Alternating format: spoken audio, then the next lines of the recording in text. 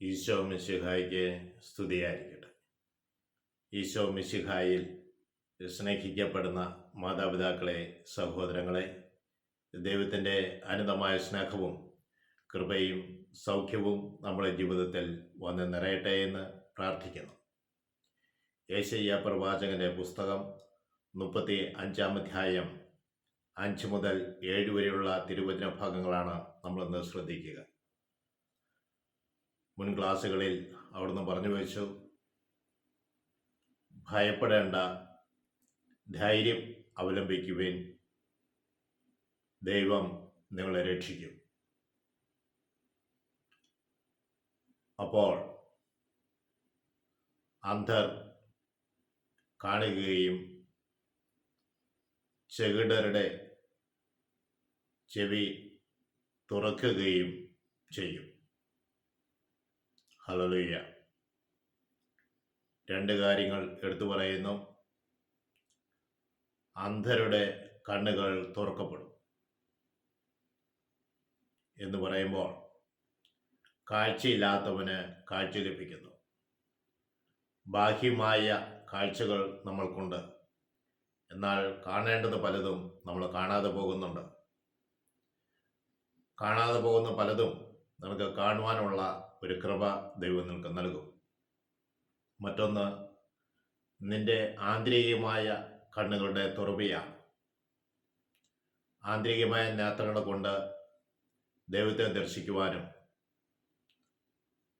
ദൈവവചനങ്ങൾ നോക്കിക്കാണുവാനും ദൈവാനുഭവങ്ങൾ വിശ്വാസത്തോടെ നോക്കിക്കാണുവാൻ തക്ക വിധം നിന്റെ കണ്ണുകളെ അവിടുന്ന് തുറന്നു തരും. അന്ധൻ്റെ കണ്ണുകൾ അവിടുന്ന് തുറക്കും. ചെകിടരുടെ ചെവി തുറക്കപ്പെടാതിരിക്കുകയില്ല എന്ന് പറയുമ്പോൾ അവൻ കേൾക്കേണ്ടത് അവൻ കേൾക്കും. ലോകത്തിൻ്റെ ചിന്തകളും ലോകത്തിൻ്റെ വാക്കുകളുമാണ് മനുഷ്യൻ കൂടുതൽ ശ്രദ്ധിക്കുന്നത്. എന്നാൽ ദൈവത്തിൻ്റെ വാക്കുകൾ നീ ശ്രദ്ധിക്കണം. അതിനുവേണ്ടി ദൈവം നിന്റെ കാതുകൾ തുറന്നു തരും. നന്മയും തിന്മയും തിരിച്ചറിയണം. കേൾവിയിൽ നിന്നാണ് വിശ്വാസം ലഭിക്കുക. കർത്താവേ, ഞങ്ങളുടെ കാതുകളെ തുറന്നു തരണമേ. ഞങ്ങളുടെ കണ്ണുകളുടെ കാഴ്ച വേണ്ട രീതിയിൽ കാണുവാൻ തക്ക വിധം തുറന്നു തരണമേ എന്ന് നമുക്ക് പ്രാർത്ഥിക്കുകയും ചെയ്യാം. തുടർന്ന് പറയുന്നുണ്ട്, രണ്ട് സംഭവിച്ചു കഴിയുമ്പോൾ തുടർന്ന് പറയുന്നു, അപ്പോൾ മുടന്തർ മാനിനെ പോലെ കുതിച്ചു ചാടും. അവൻ്റെ മുടന്ത് മാറിക്കിട്ടുന്നു. കാലിൻ്റെ മുടന്തുണ്ട്, മനസ്സിൻ്റെ മുടന്തുണ്ട്. അപ്പോൾ മുടന്ത് അവന് മാറി അവൻ കുതിച്ചു ഉയരും. തുടർന്ന് പറയുന്നത്, അവൻ്റെ അധരം, മൂകൻ അവൻ്റെ അധരം കൊണ്ട് സന്തോഷത്തിൻ്റെ ഗാനം ഉതിർക്കും. വീണ്ടും പറയുന്നത് എന്ന് പറയാൻ, നാവിൻ്റെ കെട്ടുകളഴിയും. ദൈവത്തെ സ്തുതിക്കുവാൻ നാവിൻ്റെ കെട്ടുകളഴിയും. നല്ലത് പറയുവാൻ ആത്മാവ് അവന് പ്രചോദനം കൊടുക്കും. സൂസന്നയെ പ്രത്യേകിച്ച് വിധിച്ചപ്പോൾ എന്ന് പറയുന്ന ന്യായാധിപന്മാർ സൂസന്ന തെറ്റുകാരി എന്ന് വിധിച്ചപ്പോൾ ദാനിയേലിൽ അവൻ്റെ ആത്മാവ് ഉണർന്ന് അവൻ ചില ചോദ്യങ്ങൾ ചോദിക്കുന്നുണ്ട്.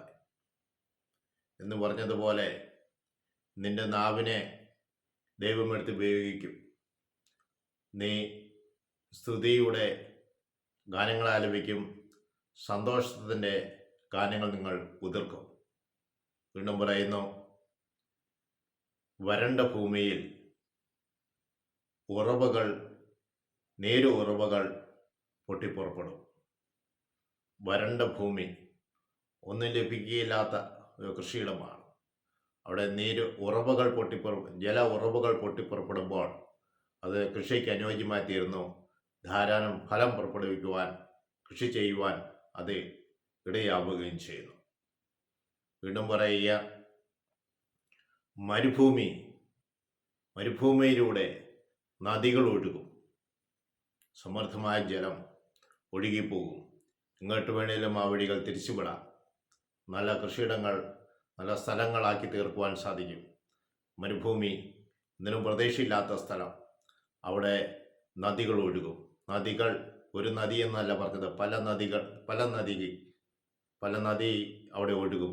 കുറെ നദികൾ ധാരാളം അവിടെ ഉണ്ടാകും. തീർന്നില്ല, വീണ്ടും അവിടുന്ന് പറയുന്ന തവിച്ച മണലാരണ്യം. തവിച്ച എന്ന് പറയുമ്പോൾ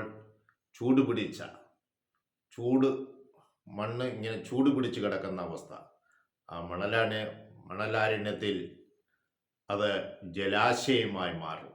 ഹല്ലേലൂയ എന്ന് പറയുമ്പോൾ, ദൈവത്തിൽ വിശ്വാസം അർപ്പിക്കുമ്പോൾ, ദൈവത്തിൽ ഉറച്ചു നിന്ന് കഴിയുമ്പോൾ അവിടുന്ന് പറയുന്നത് ഇപ്രകാരമാണ്: നിന്റെ ജീവിതത്തിൽ ഒരു പ്രതീക്ഷയില്ലാത്തപ്പോഴും, മരുഭൂമി അനുഭവത്തിലായിരിക്കുമ്പോഴും, ചുട്ടുകൊള്ളുന്ന അനുഭവത്തിലൂടെയാണ് നീ കടന്നു പോകുന്നതെങ്കിലും, ഒരു